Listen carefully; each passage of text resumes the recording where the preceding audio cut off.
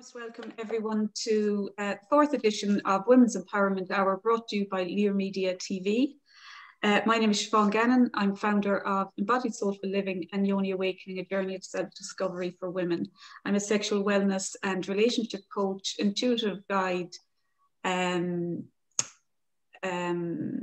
mentor, teacher, life coach, and also personal development mentor. So my guest today is the gorgeous Claire Keegan from County Offaly, and Claire is a biokinesiologist. She has a degree in biological sciences, and she used to work in the pharmaceutical industry.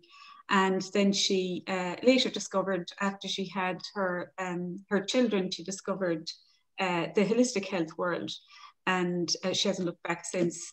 So she is founder of the Good Gut Clinic. And she's going to talk to us today about natural remedies to support the whole cycle of women from pre-menopause and beyond. And also she's going to discuss and tell us a lot about maybe supplementation and good nutritional choices as well that will support that transition for women. So delighted to have you here, Claire.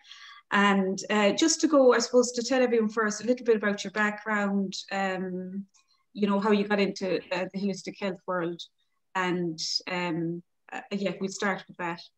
Okay, thanks very much, Siobhan. Delighted to be here.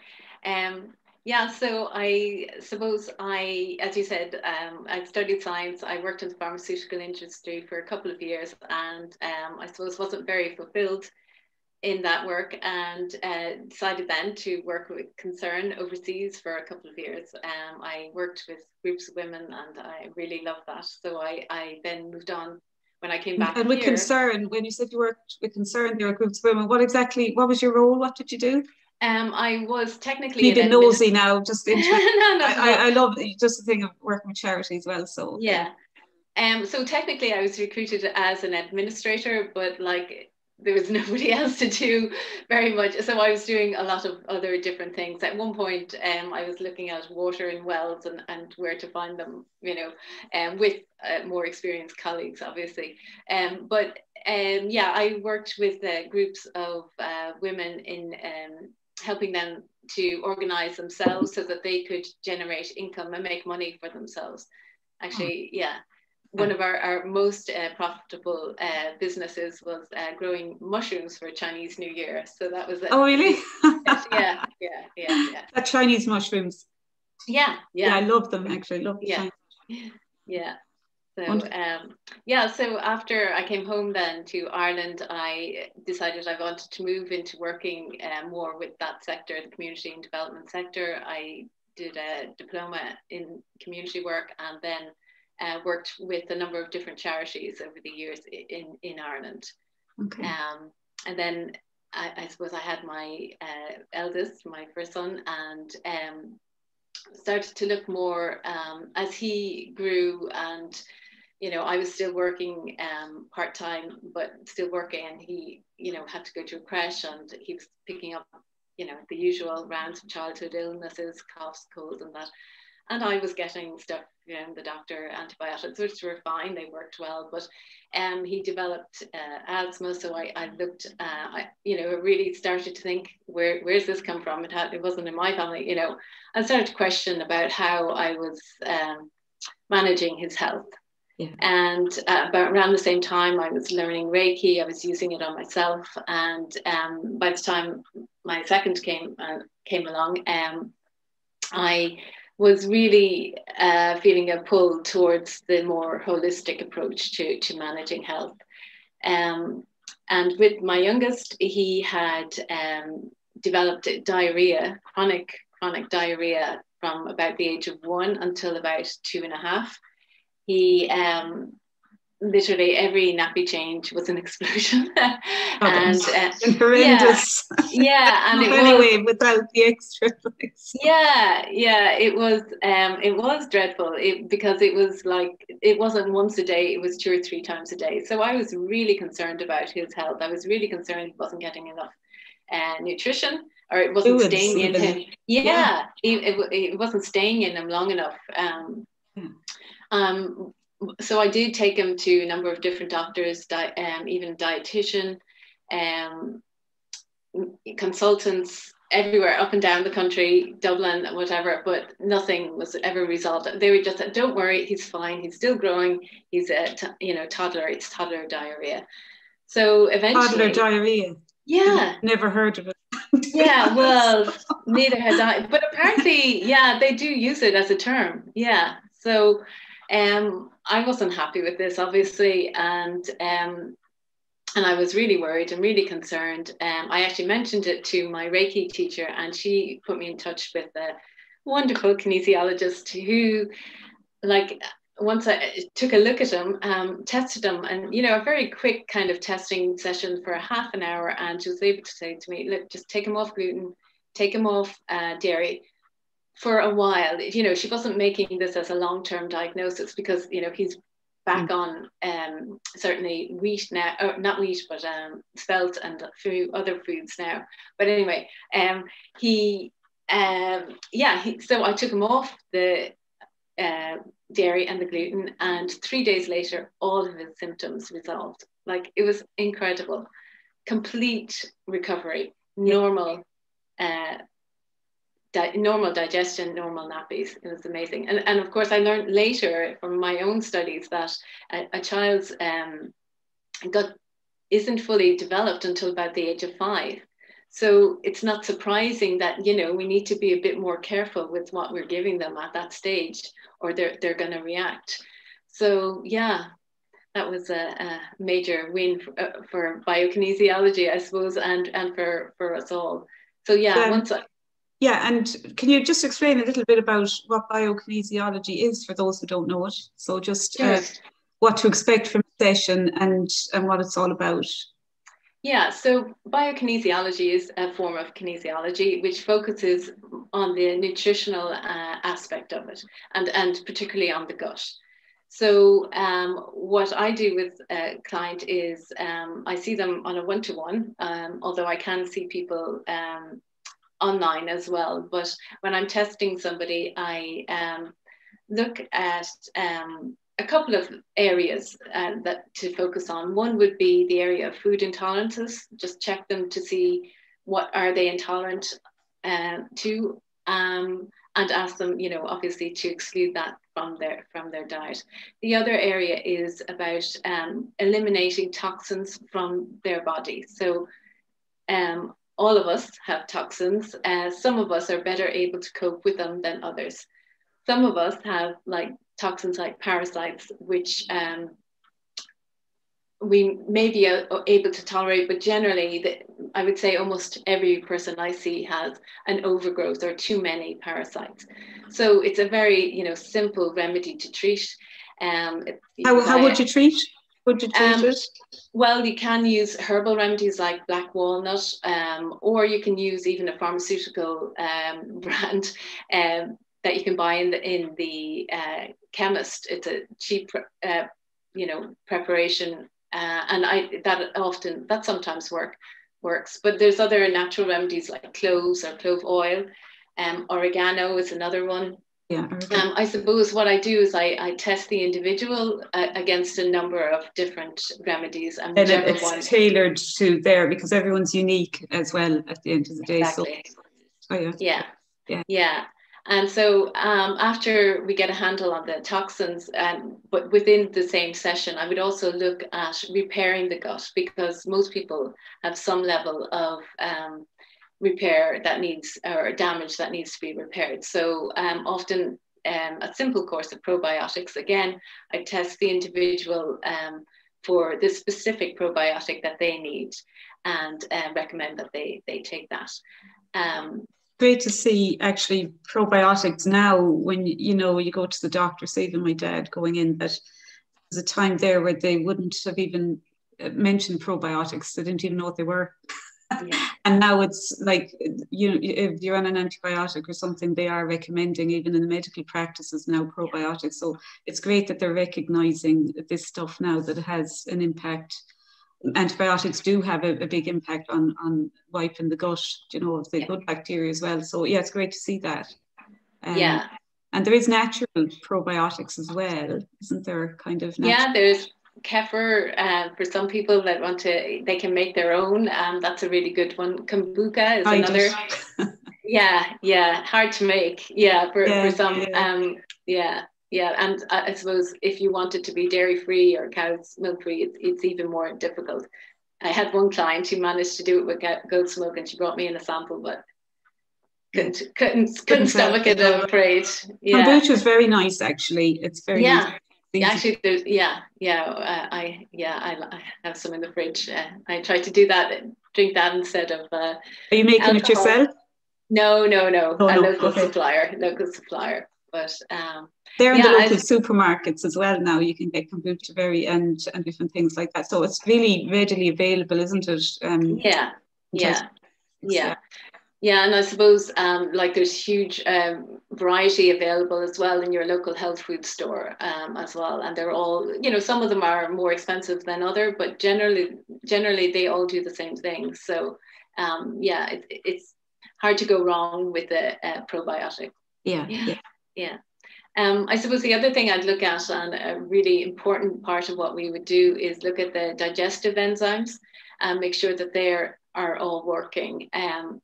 For some people, it might be just a case of like the HCl being out of balance, and they may choose to look at something like lemon juice and water first thing in the morning, or apple cider vinegar to get the HCl going, and that would be grand. But for, I suppose, most people, they would need a little bit of zinc to help get the other enzymes working. And because, again, it's tailor-made, zinc might work for, say, 70 to 80% of people, but others might need a different, like often magnesium or B vitamin to get a particular enzyme working. So I suppose it's that level of detail. Yeah. And I suppose when people work one-to-one with you, you will go into the tailor-made stuff and very much into detail. But even from mentioning lemon water, and we were talking about it earlier as well, and apple cider vinegar, like that stuff I take. But I mean, that's readily available that you could take anyway, because lemon is acidic, but once you take it into the system, it's alkaline. So you want an alkaline system. Well, mostly anyway, in order, to for the gut bacteria and all of that stuff. So, and lemon is antiviral, antibacterial, antifungal as well, and it's actually very relaxing as well, isn't it? It just brings so it's really good all around. And apple cider as well for, you were saying is it your mum or dad or arthritis? I think, again, the gut, isn't it? General good stomach acid. And it is, apple cider is good for inflammation. Like a shot of energy, isn't it? It kind of gives you a bit of a bit of a buzz. A bit of a buzz. And I suppose lemon juice water as well, just while you mentioned it, is actually really good for getting the bowels going as well. So it's really important, obviously, in our work, to make sure that the toxins that are building up every day are being evacuated every day. Otherwise, it's just running back up the whole system again. You're starting from scratch again. So obviously, getting the bowels moving is an important part of what we do. Magnesium can often work as a supplement there if the lemon water isn't strong enough. Some people also use vitamin C there too. And I suppose lemon's full of vitamin C then as well, isn't it? Exactly. And the other thing, I suppose, we're starting kind of going into the foundations, even just talking about probiotic first, and just the good foundations of stuff, probiotics, and then just the stomach acid into a good place for digestion. So just to go on to say, even stress, depleting the body of nutrients as well. And you're talking about biokinesiology is around, I suppose you're saying predominantly the nutritional side, but obviously it's all in there as well, the mental, emotional as well. So what do you recommend for, say, stress? We talk about stress, we were kind of chatting about it earlier, that's cortisol, adrenaline, when people take supplements, or they're really interested in nutritional side, and they're looking after that, but they're not looking after their mental health health. So what do you do with somebody that comes into you that has a pretty good diet, but they're still depleted and not getting what they need? Yeah. And I think that's the key word, Siobhan, they're depleted. It's depletion in vitamins and minerals. I mean, they're called vitamins because they're vital to us and we can't make them. And, you know, some of the minerals as well, we're just not getting what our ancestors used to get in terms of minerals intake into the body. But yeah, to get back to your questions, yeah, vitamin C and B complex would be a good starting point for anyone who's feeling really stressed in their body. And I suppose that's what we look at first, is the body. And then hopefully the person, the woman, is able then to look, you know, that's very much a short-term fix, needs to look at making lifestyle changes to address the core stresses in our life.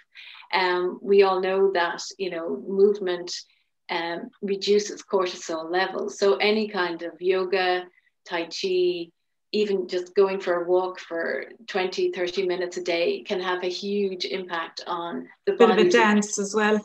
Yeah, absolutely. Why not? Absolutely, why not? Yeah. Bit of a shake. It helps. Anything that can help the body to relax, and movement is key there. So yeah, really, really important. I suppose the other reason that stress is so important to manage at this stage, you know, from early 40s onwards, is because of its really close link with the female sex hormones, so progesterone and estrogen. What needs to happen, or what should happen, if in a normal sort of unstressed individual, I suppose the female body was designed, you know, so that menopause is a natural change and a natural progression. So when a woman's body, when she's entering perimenopause and then postmenopause, if the stress level is okay and manageable, there should be a relatively smooth transition to the adrenals taking over the production of progesterone and estrogen from the ovaries, which have, you know, since shut down. That's what should happen. But because generally the clients I see, and most women, you know, in their 40s are really, really busy, they're also fairly stressed because they have careers, jobs, children, husband, cooking the dinner, all of this stuff, you know, huge level of stress going on in the bodies.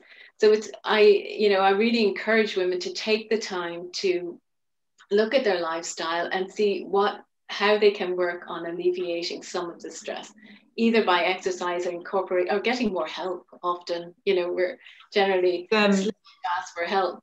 I think we expect so much from our bodies with all of that going on. So we expect so much for ourselves, but we expect the body to go with all of that, and we don't support it at all.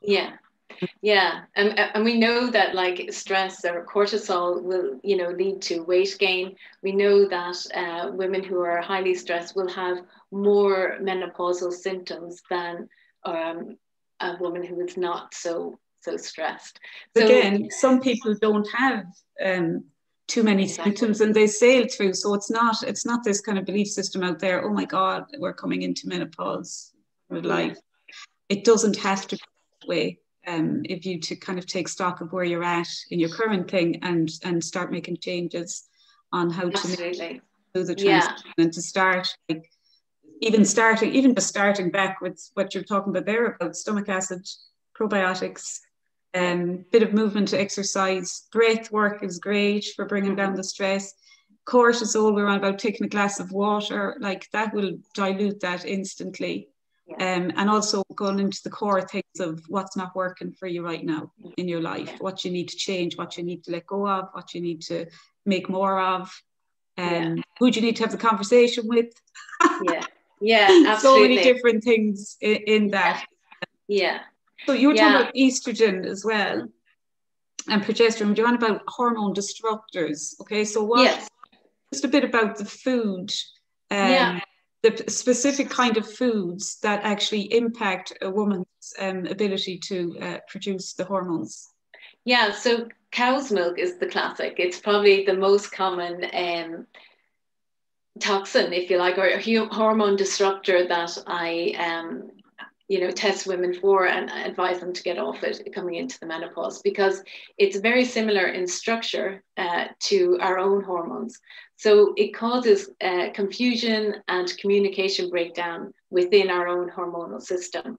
So I advise for women to cut it out completely from their diet. And that means, checking labels, because it's often found in milk, it's even found in cakes, biscuits, it's everywhere, it really is. So just check it out and cut it out for... and bizarrely, it's still on the home economics secondary school pyramid of but calcium's best. But it's not actually. If you look at ones that have been revised more recently, for instance, like the Canadian government, they have eliminated calcium from an adult, from their pyramid for an adult altogether. So I'm complaining about that for years. The kids come home and I said, don't be learning that.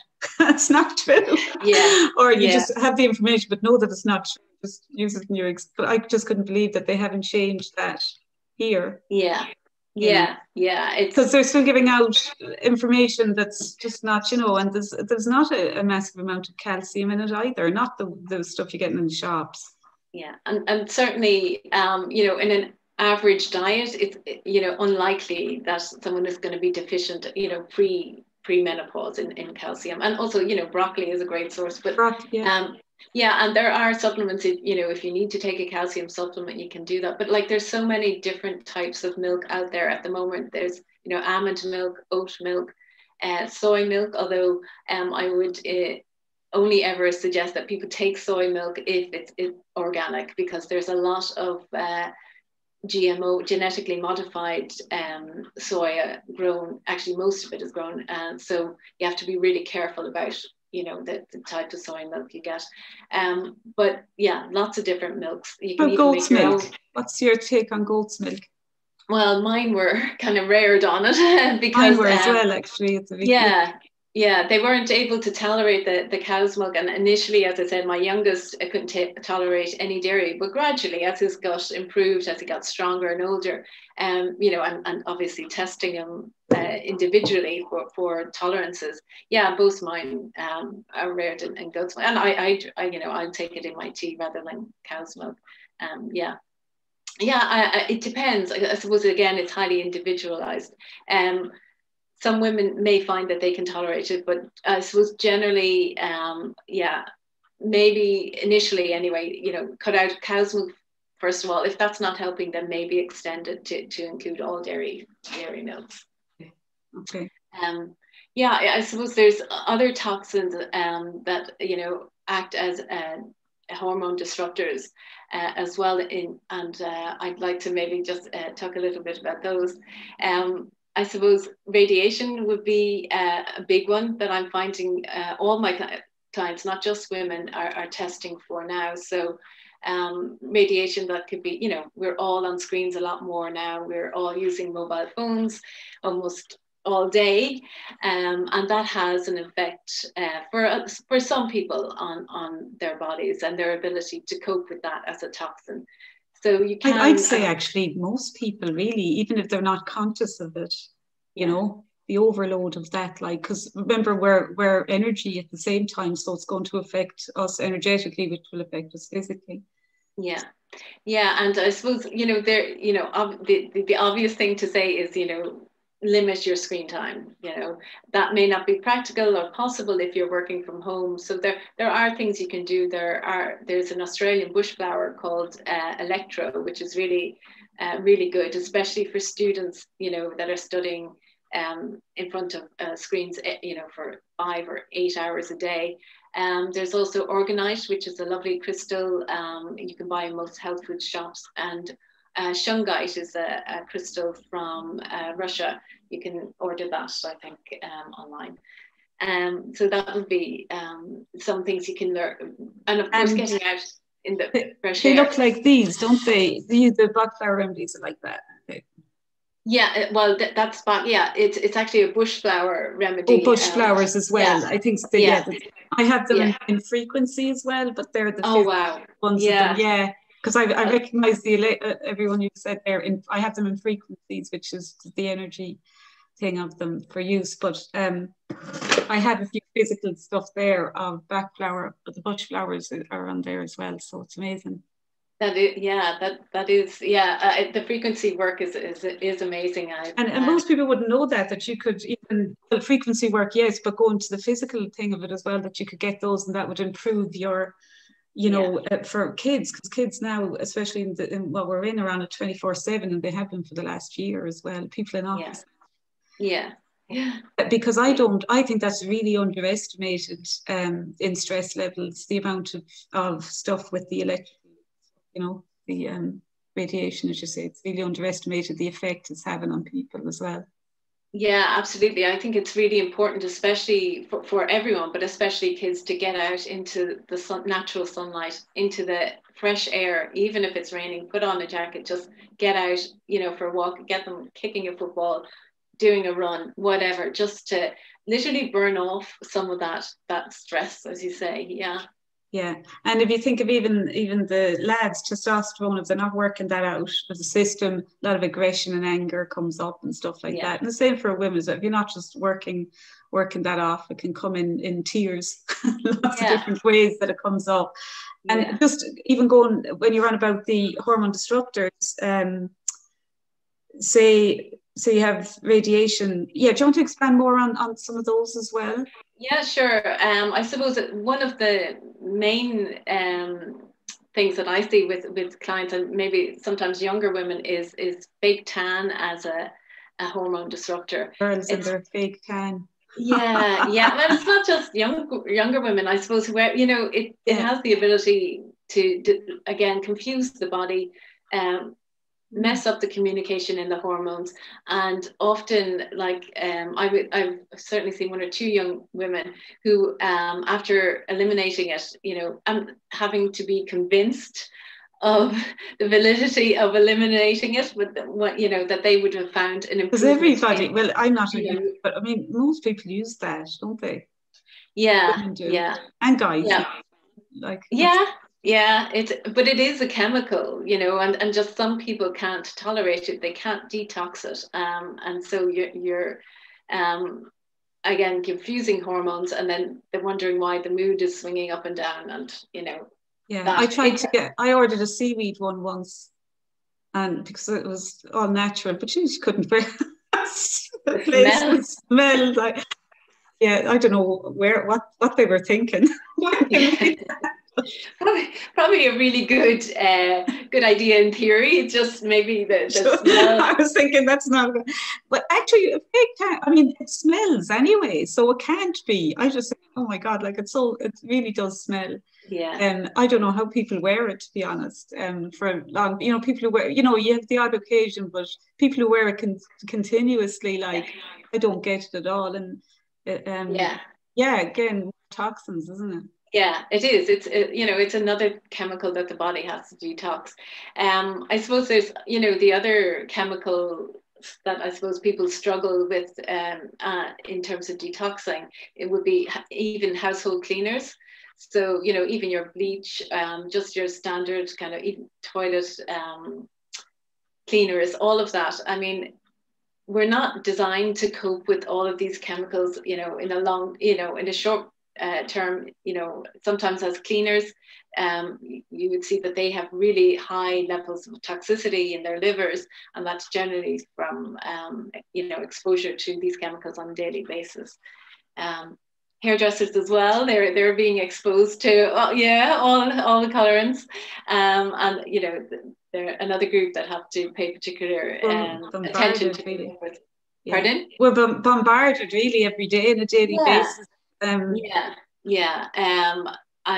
I suppose, you know, even things like soft plastics. So, you know, if you're buying your water every day, you know, it's a great drink, of course, but just be careful that you go for the ones in, I suppose, higher quality, but sometimes more expensive, but hard plastic, because soft plastics, you know, they're degrading, you know, and we don't want to absorb that into our system, into our water. And then plastic's another big thing, isn't it? Environmental things as well. I think even just being conscious and then starting to make, like, maybe this side of kind of small steps because when you realize all of this stuff, it can be like, oh my God, you're more stressed than when you started off. You know, because now you know, oh my God, this has to change. It's all about baby steps and taking one step and then making that a habit and then moving on to the next one. It doesn't have to be all, you know, oh my God.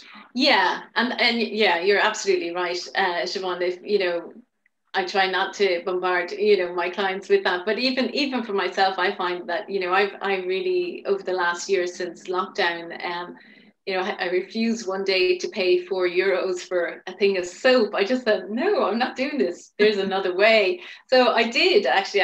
You know, with a little bit of research, I found, you know, 5 litre container of Castile liquid. So I'm making my own. And it's so simple. It's very easy, and it's just, you know, it's a start. And I suppose I've you know, looked at other chemicals in my home that I can replace. You know, thieves oil instead of you know, an antiviral spray. You know, so there's what kind of what oil was that, Claire? It's called thieves oil.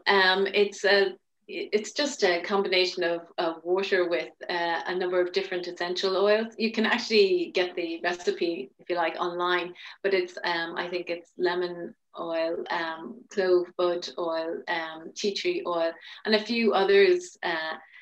So tea tree is great for stuff. Even what about cleaners? Any tips on cleaners to reduce chemicals of, you know, more natural? Vinegar is good, isn't it? Vinegar is great. Red soda, baking soda, a bit of elbow grease goes a long way. Yeah. But actually, the bread soda and the vinegar is really powerful.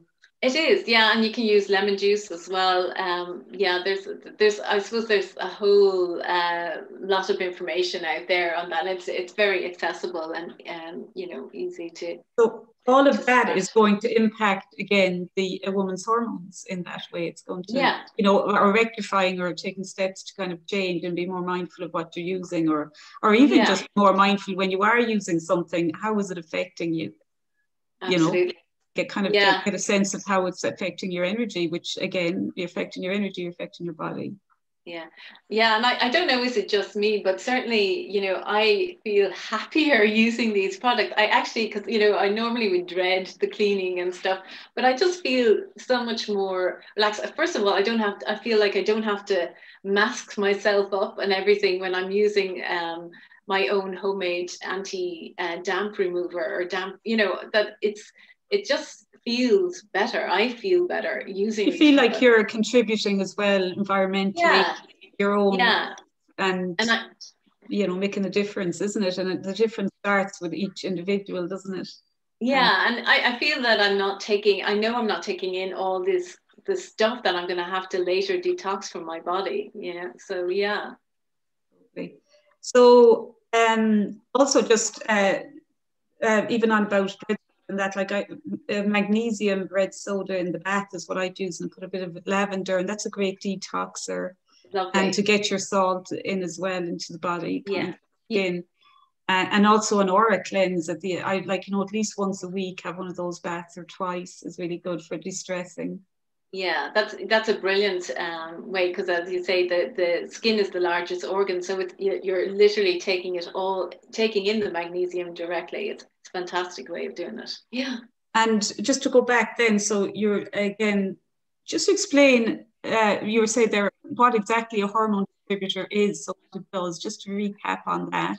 Yeah, so it's just something that our body gets confused by in terms of its structure. It mimics it, is it? It mimics, yeah. It mimics our own, say, our estrogen. So the body is gonna, it could be confused around which should it take up, the estrogen, or, you know, these disruptors sit on the receptor sites for the hormones. So there's going to be confusion. There's going to be a problem in managing the proper levels of the hormones if, you know, all these other plastics or other molecules or cow's milk or whatever is interfering with the whole communication.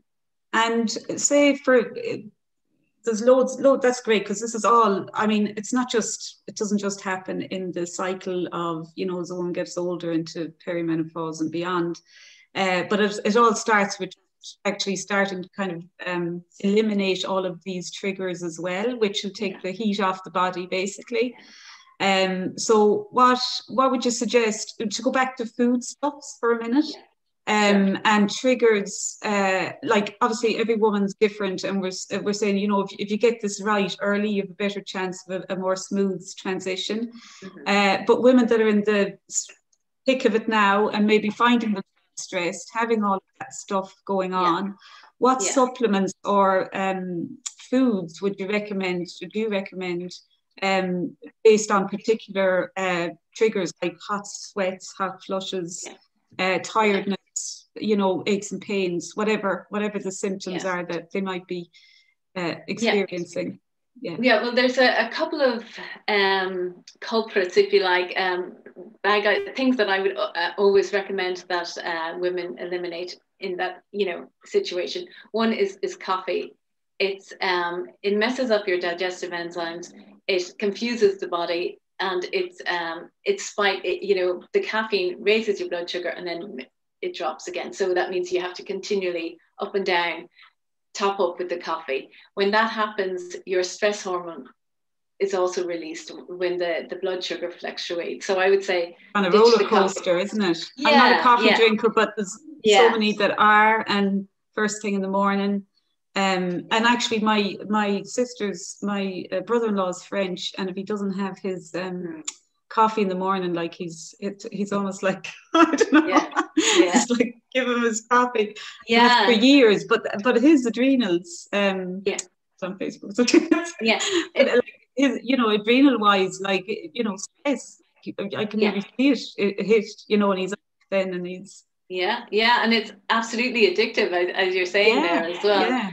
So like I would also try and urge women to reduce the amount of caffeine, not, you know, totally eliminate it. So obviously there's caffeine in tea, but you can maybe work to reduce it, so that, like, if you have to start off your day with a cup of tea and a little bit of caffeine, then grand, but, you know, reduce, you know, change so that the next cup or the cup after that is decaf. And, you know, really they taste the same, decaf and regular tea, they do taste the same. I suppose the other thing is, and for some people I would suggest, look, if you like, you could also try drinking, if you want to get your caffeine hit, from a little bit of green tea. So there are green teas that have caffeine, but there are also green teas that don't. And personally, that's one way I like to start the day, is with a quiet cup of tea. Yeah, and it's amazing actually, just having maybe even the lemon water in the morning, you may not then have that feeling of wanting to tea. Or they say you should, after waking up, you should have a glass of water anyway before you even get out of the bed. You know, it's to have the water there in the morning, that's the first thing. And to get into the habit of that, just having a glass of water, and that may kind of ease off that need kind of thing, habitual coffee. I would say, you know, absolutely. I would say, if you're having your water in the morning, make sure it's in a container. So we don't want the water to absorb whatever is going around in the atmosphere for the previous night. So so that it's fresh for you in the morning. The other thing I suppose is I say to women is, look, try and reduce your alcohol intake, because that's really not helping the situation going on here with struggling with balancing hormones. And if you can, that's great for it. And you know, most women will, you know, trying to put us off our wine now, Claire. No, I know, I'm a real I'm not a big drinker anyway, but you know. I know I sound like a real killjoy. Don't do this, don't do that. But just reduce it, you know. I think, and generally people will see, the women will in particular will see the benefit, you know, in their own health, how they're feeling, their moods, etc. So they will, you know, and they'll, you know, be encouraged by what they see and continue to, you know, drink less. Martina actually mentioned red wine around, but that was kind of the no-go. Is that the it's a trick. It varies, but I can see. I don't drink red wine anymore, really. But I know women can manage, say, white wine quite well, and that's the other thing, you know, find your drink, you know, that works for you. And also, alcohol is dehydrating, so it's all about water in the body, isn't it? Because if you're stressed and your cortisol levels up, you have a glass of water, you're diluting that. So you actually bring down a stressful feeling very quickly with a glass of water.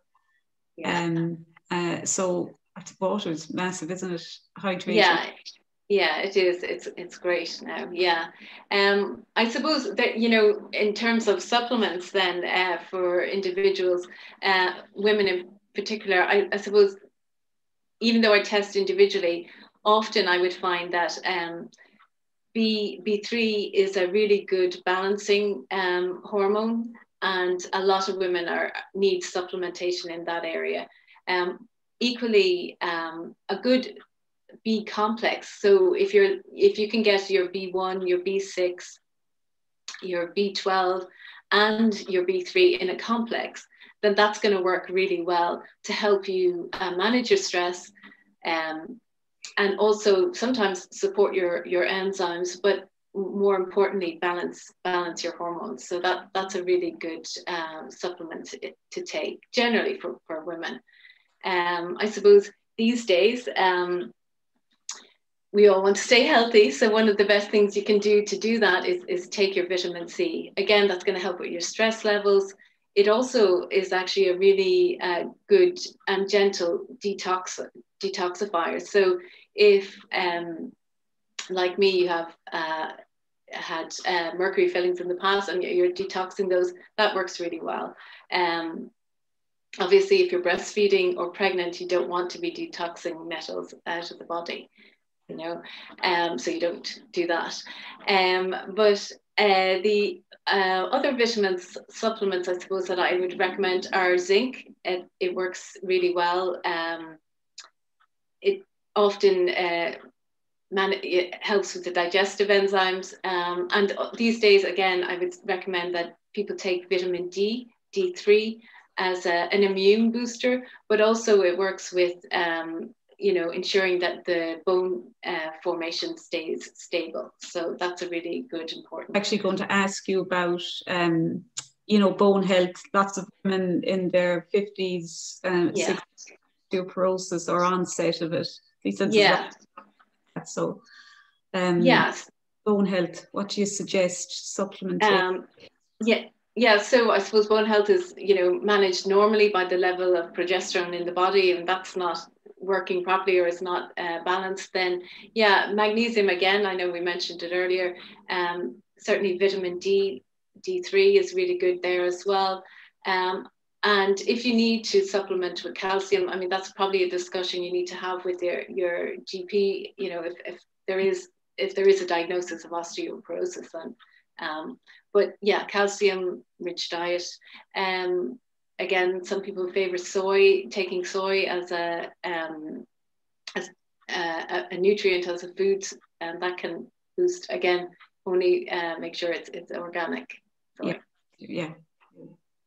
And so symptom-wise, you were saying there, you kind of a list of maybe symptoms-wise, like say hot flushes or that, or is there particular ones, like you mentioned magnesium a lot there as well. So what specifically could you go through Sure. Now obviously not every woman is going to go through that, and not every woman's going through that. So, but women who are having a hard time with the usual symptoms that we've heard of, can you go through the list and what that? Yeah. Sure. Yeah. So I suppose hot flushes, you mentioned there, B6. I've checked that with a few clients, and that seems to work well. Bloating is another one. So again, you'd be looking at probiotics, food intolerances there. Vaginal dryness. There's a supplement called sea buckthorn seed oil. That's a mouthful to say, but that has been found to be beneficial in that area. Hot sweats or nighttime sweats. Sorry, I'm just going to refer to my notes here. Obviously that's an issue around toxin and toxin elimination. So water, you mentioned make sure you're hydrated enough there. That's an important one there. Vitamin C might help with, the toxin elimination. Other symptoms, I suppose, like sugar cravings, you can balance those cravings sometimes with chromium. It's a supplement. Brain fog. Big one. Again, it is a big one, and you know it can be a complex one in that sometimes an overgrowth of yeast or candida will cause brain fog. Sometimes it's parasite infection will actually cause brain fog, and other times, yeah, it's associated with memory, and choline as a supplement works really well for that. You can get acetylcholine or choline, and that's actually a really good supplement for women as well after they've had the baby, and they're feeling like they can't remember the child's name. So that's a really good supplement for that as well. Baby brain. Maybe that's curing, it. isn't it? Yeah, yeah. What about irritability? Yeah, I suppose, again, I'm going to say magnesium. It's one of the... And just to mention, you can take that in the bath, like in Epsom salts. I think you could get magnesium flakes themselves to go in the bath as well. Did I have something? Yeah, I'm not sure. And then how would you take it internally then? Is it like, is it powder, or can you? Yeah, you can buy magnesium in a powder form, or else you can buy it in little capsules as a supplement from your local health food store. And I suppose electrolytes in the body, isn't it? It's about balancing the minerals. So I'm just kind of thinking of it now, because I'm, you know, I work with, so you have to have a lot of water with it, but also when something's dehydrating, then you want the salts, you know, to replenish the salts in the body, so to balance the electrolytes, and holding on, so the cells can hold on to water, can't they? When they think it's not getting any. So it's amazing when you do start to bring that in, salts into the body, that you won't be as puffed. Won't be holding on to as much water. So you'll be going to the loo more, like, you know, so your body's not thinking, oh my God, she's not giving me any water, like, you know, because your cells are listening, as I say. So magnesium, would work in lots of different ways, actually. Yeah, and actually, I suppose just what you said there is the reason why we wouldn't advise people to, or women in particular, to start dieting at this time, because exactly what you said, the body thinks, oh no, food is scarce, and what does it do? It loads it onto the belly here to retain it, because they're afraid, you know, you're not an advocate for diets anyway, never was. It's healthy eating, isn't it? Absolutely. Instead of this diet thing or calorie counting all the time, I'd be just more and you know, as well, if you find in your on about sugar cravings, water again, you know, sometimes people think they're hungry, it's an emotional thing. I know that, you know, everybody has their thing of emotional eating, but if you're hungry and you go for the sweet stuff, but if you have a glass of water before that, sometimes that can actually, when you think your body thinks, or you think you're hungry, basically your body could be dehydrated and want water. And you're eating, and then you're not hungry, and you're having that kind of down thing as well. Do you know what I mean? That's disrupting everything. But what you're talking about seems to always, for women, it's back to the sex hormones, isn't it? And it's about managing those and managing the stress levels in their life. Absolutely. We were talking about the kidneys as well, and one thing you can do with the kidneys, the adrenal glands, or the cortisol and adrenal, that just warm your hands. And you talk about Reiki, so you know that it's like placing them on your kidneys at the back, and just breathing and energizing that as well. And that's a great way to kind of relax the body. And if you have back pain, a lot of times it's to do with your kidneys, isn't it? And dehydration, actually, and a lot of times it's, you know, coffee, to be honest. Too much coffee is actually dehydrating, so and that's where people feel it. It's the small of their back. A lot of simple things you can do at home just to even make an improvement in that, and feel like you're actually, you know, taking that step forward to make the change yourself, as well as empowering that you start to make little changes like that. So have you any other, say, the takeaway from it, have you any other things specifically around that period for women Yeah, I suppose just, if you are having heavy periods, and a lot of women do around this time and they're irregular, then you really do need to check in on your iron levels, and take a nice supplement. And there are lots of supplements out there. And some are, like iron water will not, cause constipation. And that might be important for I'm going to say that because lots of women would say that with iron, isn't it, as well? Yeah. So iron water. Okay. Is there any particular brand or type? Well, I know there's Spatone is a very gentle one. There's lots of really good. There are lots of really good iron supplements out there. You can get them gluten free as well. You can get liquid or tablet form as well. But isn't there vitamin C absorption as well with iron? Yeah, and usually a few of them will come as a kind of multivitamin, so they'll have a couple of other vitamins in there as well. And is a thing as well that dairy actually stops the absorption as well to a certain thing? Is there something which? I probably wouldn't go so far as to say that, but I'm not sure actually. So I inhibits maybe a little bit. I don't know the answer to that one. So but it's important to keep your iron stores up, especially to help with tiredness as well, and because I was going to say sleep, anything around sleep. I know that Martina did a lovely little exercise on how to get yourself into the mindset. I suppose just general sleep hygiene practices. So again, really important that you remove all electronic devices from the room, and that you have blackout curtains so that you can generate your own melatonin. And that you, if possible, go to bed, around the 10:30, 11. I know that may seem early for some people, but that's actually the natural circadian rhythm, when the cortisol is starting to drop. So for some people, and I'm certainly one of them, if you don't get there in a window between 10:30 and say 11:30 or whatever, then the cortisol starts to rise again, and that's where people get their second wind or their second burning the midnight oil, isn't it? Yeah. So for another few hours, and then you wake up the next morning, you haven't got your 7 or 8 hours sleep. Because there is a window of, isn't it, 2 hours before 12 is better than. Oh yes, that's what my mother used to say. An hour before 12 is better than 2 after. 2 after, yeah. So, and it's true. It's definitely true. Well, I certainly. That now night time, I'd be up late now. A bit of the midnight oil, but. Yeah. Well, I suppose as long as you get your 8 hours away, if you're feeling refreshed in the morning, absolutely.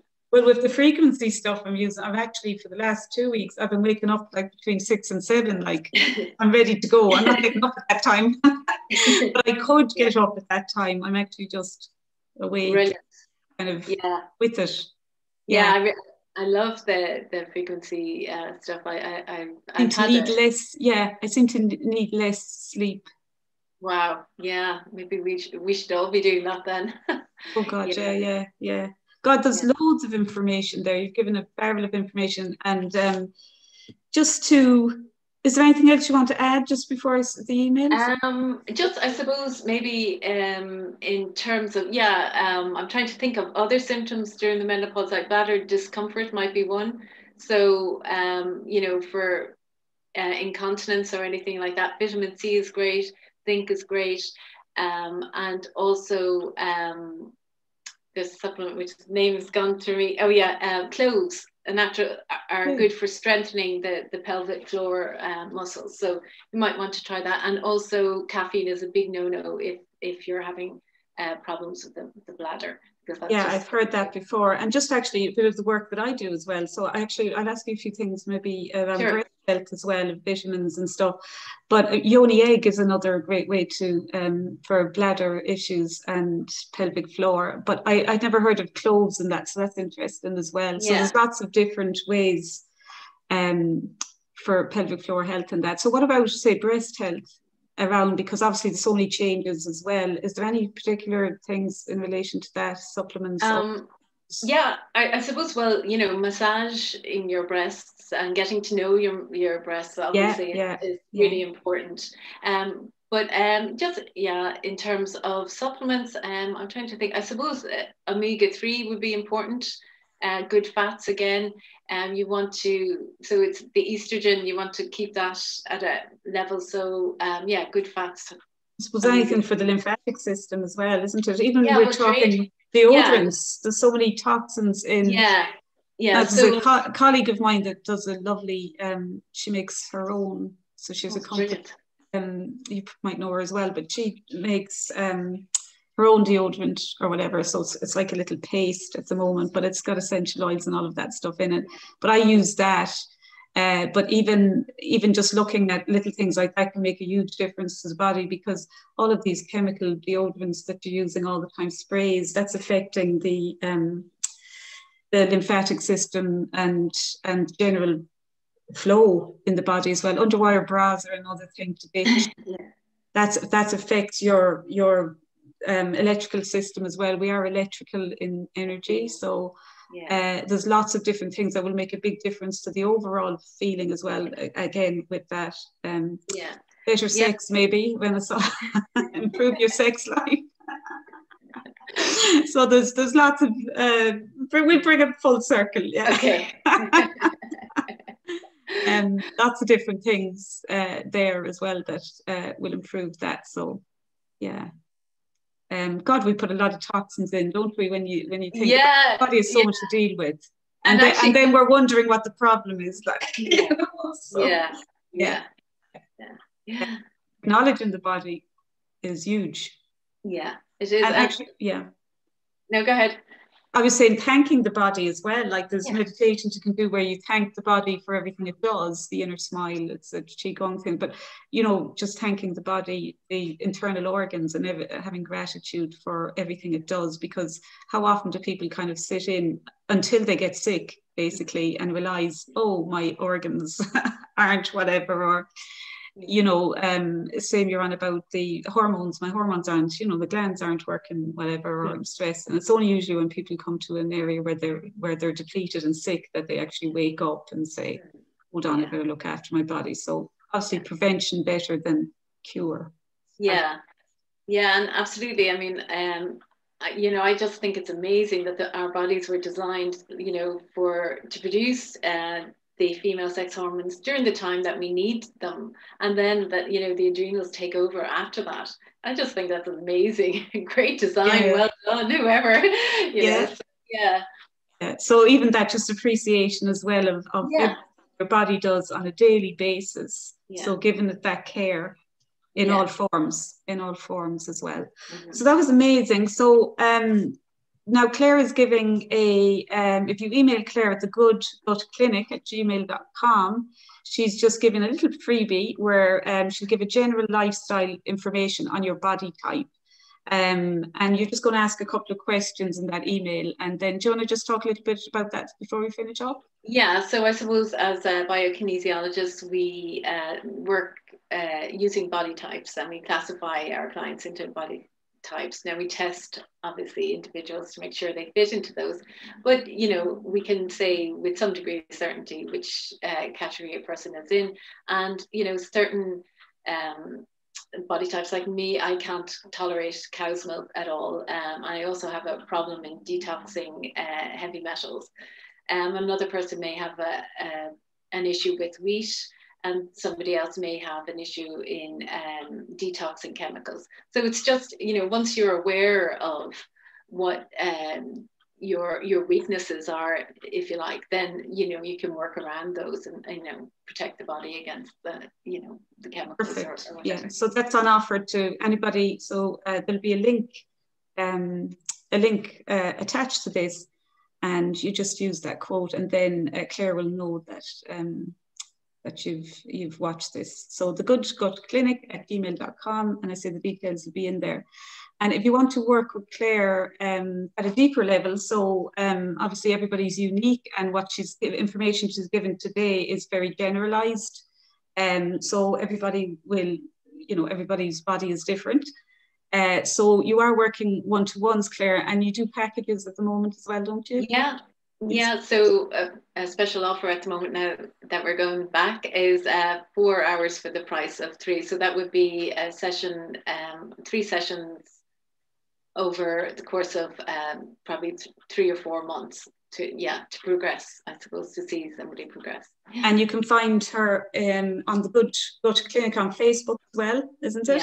Yeah. Yeah. Or drop the email. So listen, that was wonderful, an amazing amount of information. I haven't been to Claire personally yet, but I've heard amazing things about her. So people whoever I know who has been raving about you. So thank you. Yeah, definitely well worth it if you want to go a little bit deeper on your journey and find how you can transition much easier through your cycles. So thanks a million for thank you for spending time with us today. And my pleasure. And so we'll see you all again in 2 weeks' time. Bye for now. Thank you.